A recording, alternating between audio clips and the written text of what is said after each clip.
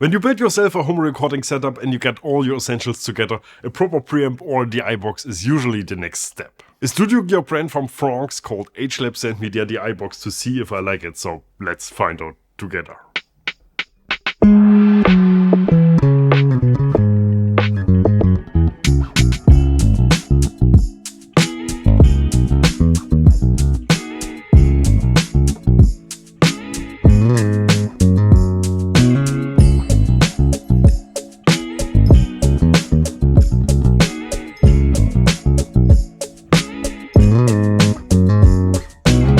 Hi, welcome to Bass the World. My name is Gregor Fries and on bass we have my buddy René Flexenhardt today. The problem with demos like these is that the DI boxes, if at all, influence your sound only marginally, even studio preamps do. This 1073 costs something like $1,400 and it changes the sound so little, sane people might ask why they even exist in the first place. The thing is, there's a difference between good and great. For some people, if they can spend some money to get these extra few percentages of sound greatness, they will spend it. And that's our point of departure for this video. That's enough talking. Let's hear the DI-02 with my Adamovich bass.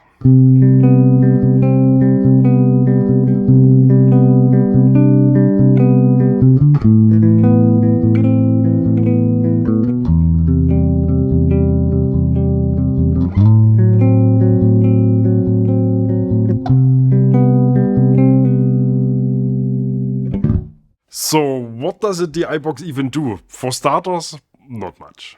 All it does is turn your unbalanced bass signal into a balanced one that can be sent through an XLR cable, which is better for tone preservation. That's the live music answer. In a home studio you don't need long cables, you're sitting in front of your desk with your interface right there. So why would you use a DI box here? I think you wouldn't and you shouldn't. Unless the DI does something with or adds something to your tone, that's great. In the world of studio gear, when we have these little sprinkles of salt that make everything sound better, the reason for that most of the time are output transformers. Agelab uses a Carnhill transformer in this DI and I like what I hear. Loads of fine details that get lost in translation when I use the normal bass input on my Apollo interface. Tight basses, the DI-02 is not as forgiving as my 1073 and damn do I love that. Here's what it makes my Rickenbacker sound.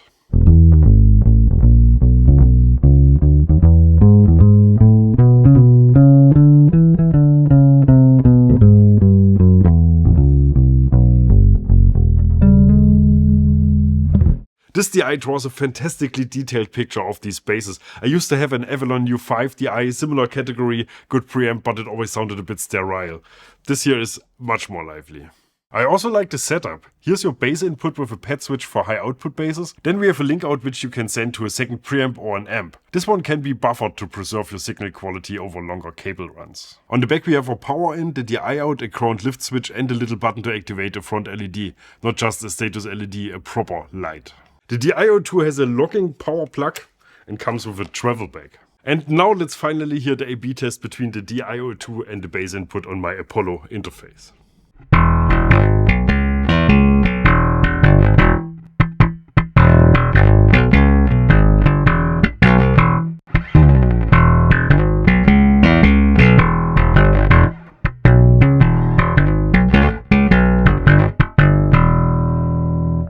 Here's one last sound, René playing poor mute stuff on my Visual Deal P-Bass.